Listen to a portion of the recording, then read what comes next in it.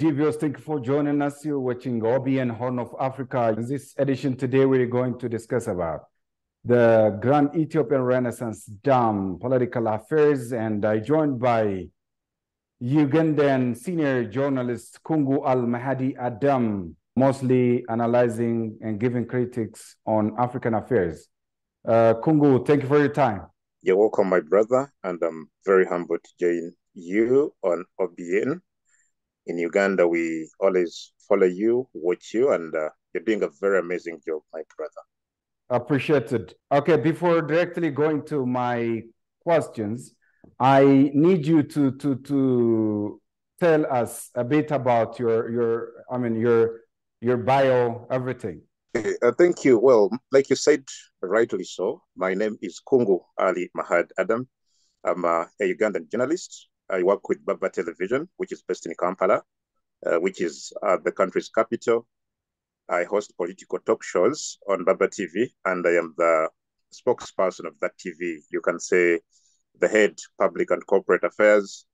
I also work with Radio 4, also based in Kampala, and I still host political talk shows there. I am also the managing editor of Plus News Uganda, which is a local online publication. I describe myself as a journalist that is very, very much passionate about matters Horn of Africa, but of course, someone who is very, very interested in covering topical issues on the continent. Okay, among the very pressing issues of Horn of Africa, the Grand Ethiopian Renaissance Dam will take the top list. And what's your knowledge about this project? And you've been heard commenting, giving critics insight, on the justifiable right of Ethiopia regarding this grand project. Thank you, my brother. First, it's always an opportunity, a very humble opportunity to speak to my brothers and sisters of Ethiopia. Personally, I consider Ethiopia as the mother of this continent. And so we know its contribution to the liberation of the rest of countries on this continent. And so that makes it a very special country for me in Africa. And so whatever happens in Ethiopia, whatever goes on there should be a concern of every African. You know, whatever happened to your mom must be a concern of yourself, or must be a concern to your brother. And so I have critically followed issues that happen in Ethiopia. I've come to Ethiopia myself quite a number of times, not just for leisure. For example, I've extensively talked about and covered what happened in the north, the recent war in the north, and we're very, very much grateful that at least this conflict has taken a positive side. And I want to thank the government of Ethiopia for always, from the beginning, having been there with open hands to fix the situation in the north. And so, in the same spirit, I got interested in understanding the Grand Ethiopian Renaissance Dam. And so I have been able to, read more about it, talk more about it, and also visit it. Last year, I visited Gerd myself. I went to the dam. I've done a lot of research. I've interviewed so many people about this dam. So you ask, to be very precise to your question, what do I know about this dam? I know that this is a project that is going to answer or to help so many dreams of the people of Ethiopia, the people in the Nile region, and also the people in Africa to achieve those dreams, those anticipated dreams, the dreams of, providing or responding to the need for electricity in their respective countries, but also to help in reducing the high levels of unemployment in not only Ethiopia, but also in the region, but also to help Sudan itself to reduce on the floods that have been, affecting them for a very long time. And so, to be very precise, this is an African project that will not only benefit the people of Ethiopia, but the region and Africa as a whole. Africa is endowed with, very precious natural resources, but the continent is not at ease politically, economically, and healthcare system, educationally, in all sorts. And what ought to be done to have the potential that favors Africa on the podium? Well, my brother, you are very right. Africa is hugely endowed with not only natural resources, but also human resources. And so how best we use these resources should be the issue now. We are actually lagging behind. The other day, I was reading a report by the United Nations. Our African countries contribute to the highest number of the least developed countries in the world, despite the fact that we seem to be, or we are actually more endowed in terms of natural resources compared to some continents in the world. Now, we are lagging behind as a continent because of so many factors. And today, for this sake, I'll delve into basically one or two. One being the fact that we have not been able to utilize the huge abundant resources we have. And I'm very pleased that a country like Ethiopia has been able to realize that it can use its own resources to stimulate socio-economic development of its people. A case in point is the desire to utilize River Abe, which is we refer to here as Blue Nile. For example, when you look at Ethiopia, it is sourced to about 85% of the Nile waters. Now, for a long time, Ethiopia has not been able to tap into the potential of this resource. It is actually the reason why about 65% of the Ethiopians do not have electricity. And so Ethiopia has set the ball rolling.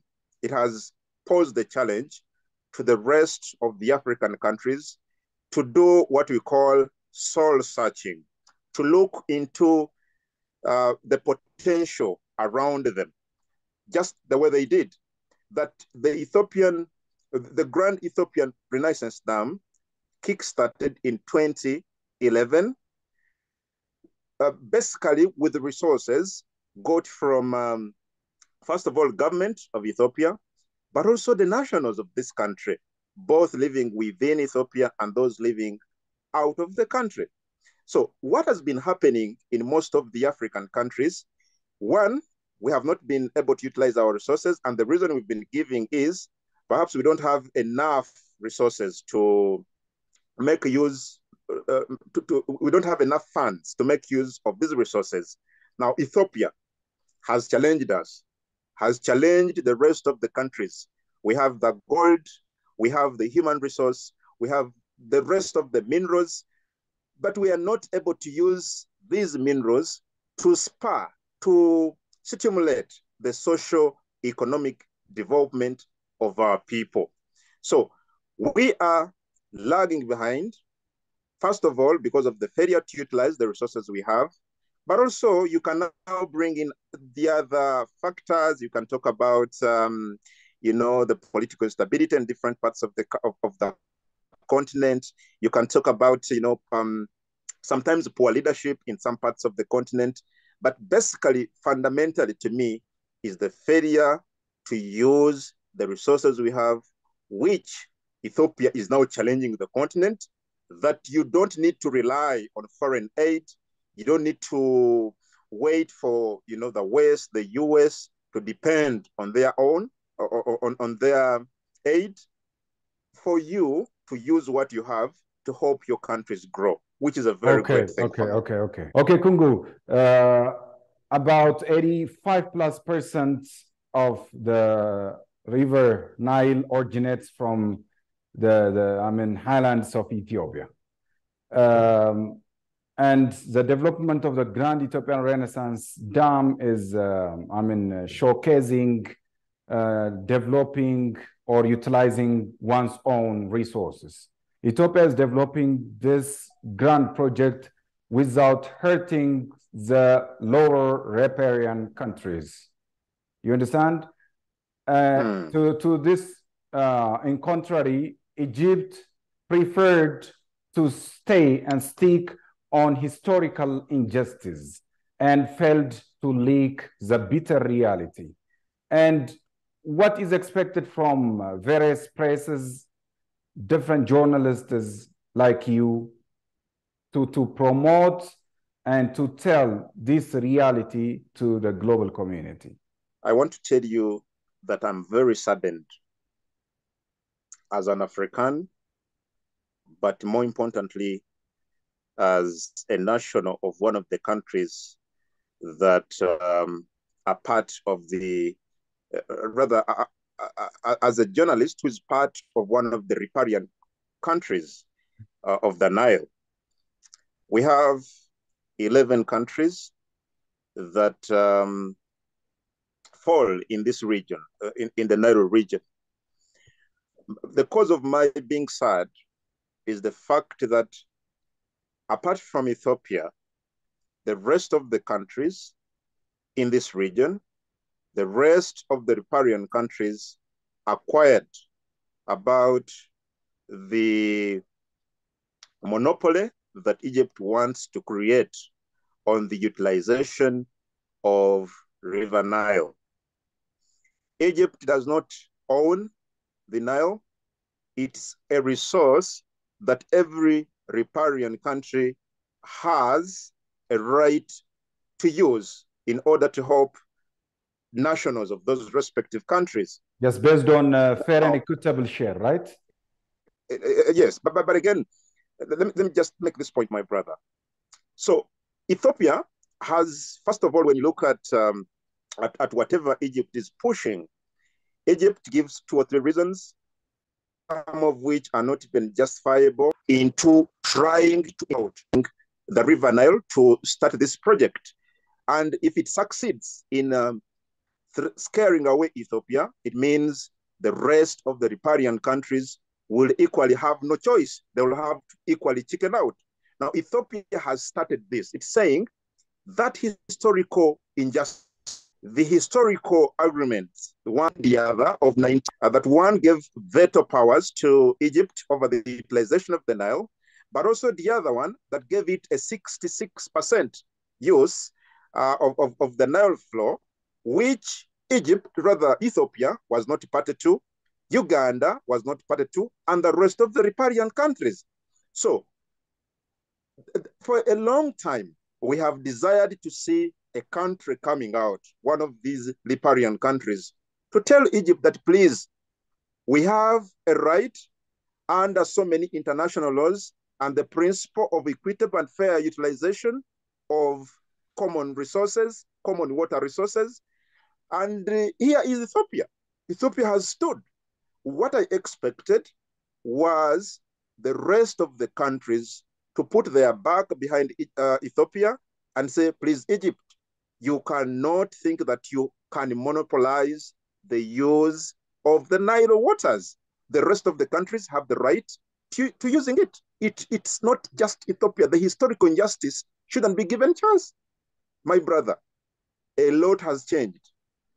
What was there in 1929 is not what was there in 1959, is not what is there today. Today, every country is looking around to use whatever they have to develop their. So you can't keep invoking historical agreements and bar the rest of the countries to use what they have. Okay, apart from that colonial agreement that you referred now, in 2015, Egypt, Sudan, and Ethiopia agreed on the principle of, on declaration of principles. In that agreement, these three countries agreed on the promotion of this Grand Ethiopian Renaissance Dam. Out of the blue, Sudan and Egypt gave a cold shoulder, and mostly Egypt stabbed Ethiopia at the back. What's your comment on this declaration of principles and the stand of Egypt after agreeing on the principle? First of all, Egypt for some time now has been falsely claiming that Ethiopia is unilaterally doing, the constructing filling of the dam, meaning the false narrative has been no, talks, no engagement, no agreement, no discussions have been made between the three countries in question, that is Egypt, Ethiopia, and Sudan. Now, that's a lie. And I think as journalists, we have not done enough. Journalists, both within Ethiopia and the continent as a whole. One of our principles as journalists is one of the things that guide us is truth. And so for some time now, for some years, we have not been able to bring out the fact that in 2015, like you said, Egypt, Ethiopia, and Sudan agreed. They signed a DOP, Declaration of Principles, in which Egypt acknowledged and allowed the continuation of the construction of this dam alongside the negotiations. And so you cannot come out and lie to the entire world that Ethiopia has been doing this unilaterally without, engaging other countries, because they sat in 2015 and agreed. They agreed to allow the construction to start parallel to the talks and negotiations. So it's not true that claim of the unilateral filling and construction of the dam. That's a lie that we ought to have brought out as journalists. And I don't know much about Ethiopian media, but as a professional in this field, I think journalists in Ethiopia have not done enough to bring out or to counter this false narrative by Egypt.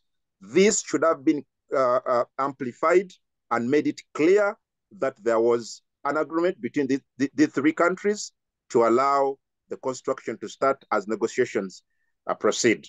In your recent tweet, you have also criticized Egypt of taking the case to the Arab League. Would you, recite that again? Yes. You clearly know the Union is ably handling negotiations. First of all, even before going there, my brother, what I can assure you now is that anything to do with the dam now is irreversible. Because if we are talking about nearly 100%, because we are talking about 95% of the dam complete. So any talk, any discussion that is in line with interfering with the filling and construction of Gerd, it is just background noise. Deceive you or can deceive anyone. Don't accept to excitedly waiting for the fourth filling, maybe next month or in August.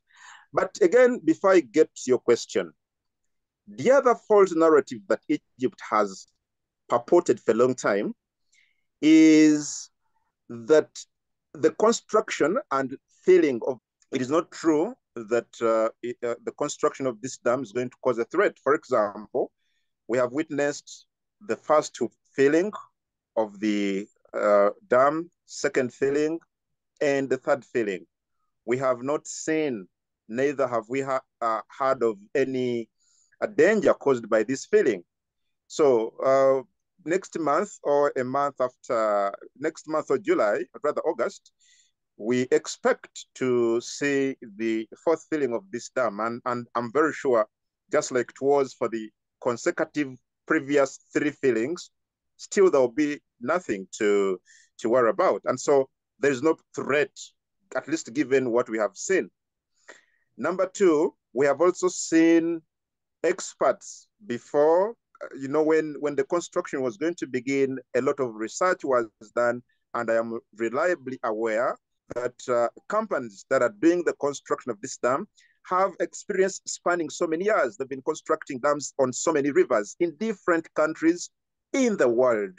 And so they can't go in for a project that risks any other country. Now, coming to what you're saying, I was dismayed again when I saw Egypt doing everything possible to, first of all, internationalize this issue by running to the UN, by running to the Arab League, but also by claiming that this is a security threat.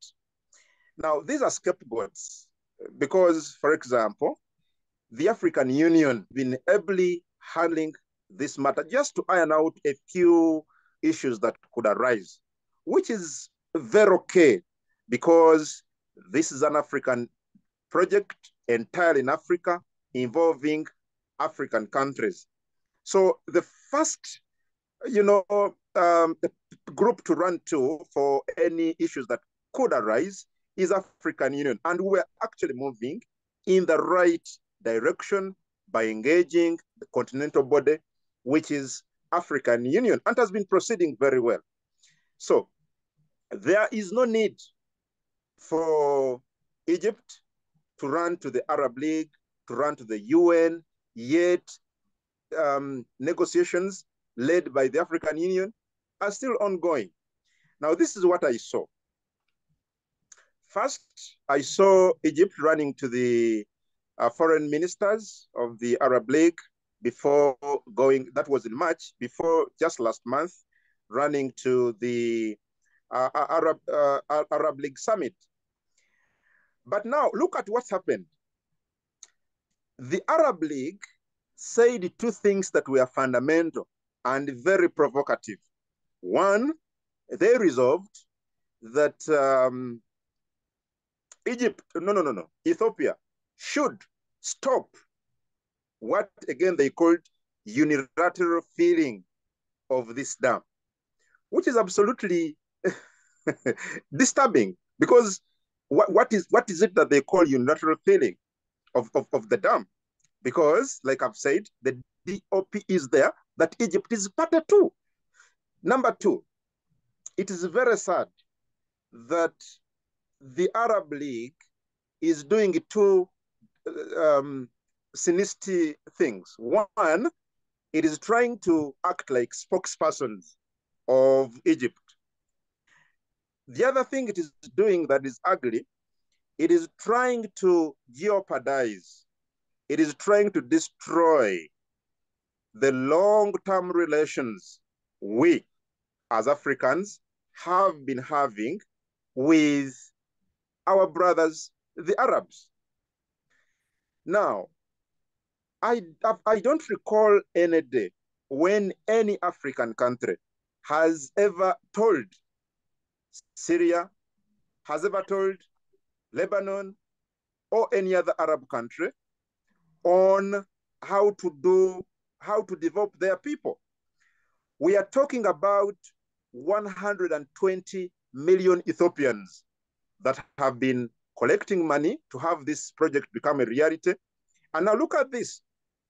Arabs are sitting in Jeddah, which Jeddah has no any geographical connection with Africa, which has no any attachment on the Nile. And now they are deciding that you Africans, because we are talking about 120 million Ethiopians, this is not about the Abiy administration. It's about the people of Ethiopia. It's about the people of Africa. Now, Arabs are sitting in Jeddah and they are dictating on how Africans should develop themselves. How weird. So it was not proper for the Arab League. It was a very grave mistake, a huge mistake that, in my view, shouldn't happen again. In this question, Ethiopia is the key because, like we said in the beginning of this interview, that it's a source to 85% of the Nile waters. But this Ethiopia is not part of the Arab League. So how do you sit and discuss Ethiopia without having Ethiopia itself in this engagement? Because there is no any connection between Ethiopia and the Arab League. So what we expected was for the Arab League not to attempt to interfere in the internal affairs of this continent because it risks jeopardizing the long-term relations we've been having with our brothers, the Arabs. Funny enough, Egypt still sticks to this colonial agreement and unjustifiable historical narratives of the Nile waters. Do you think Egypt has any sound justification and sound argument about the violation of the principle of equitable and reasonable utilization of transboundary water by Ethiopia in developing this project, let alone the very known unjustifiable reason and this historical and colonial agreement? Is there any that violated from Ethiopian side in dealing with this project? Absolutely not.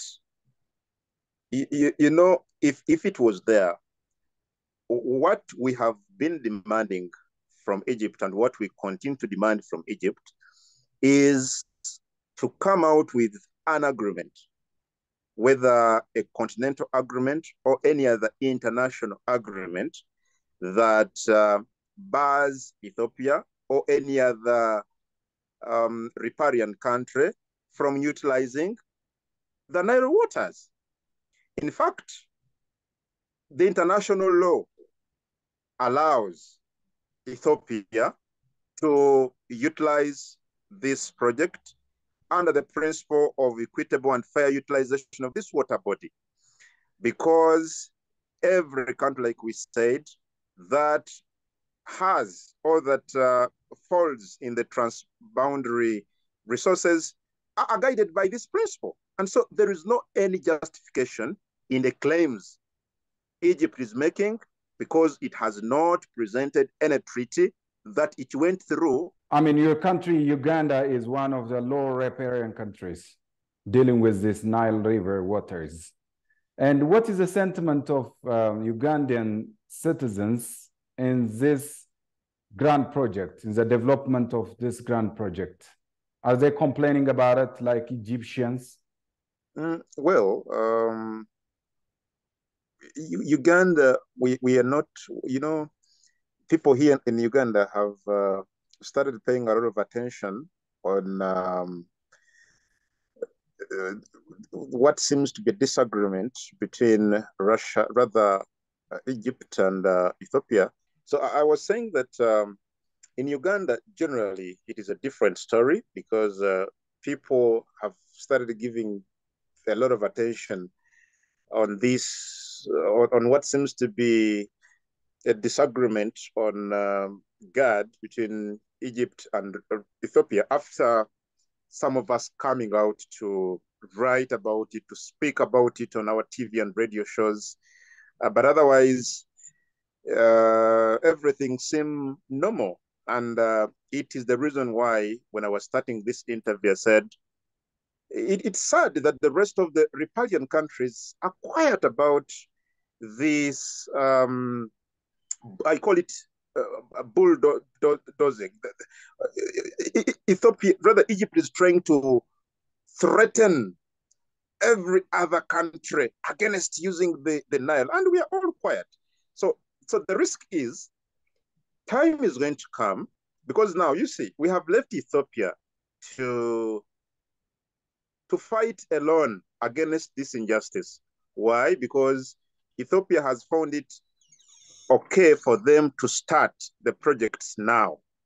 But time is going to come when Uganda wants also to construct a similar project.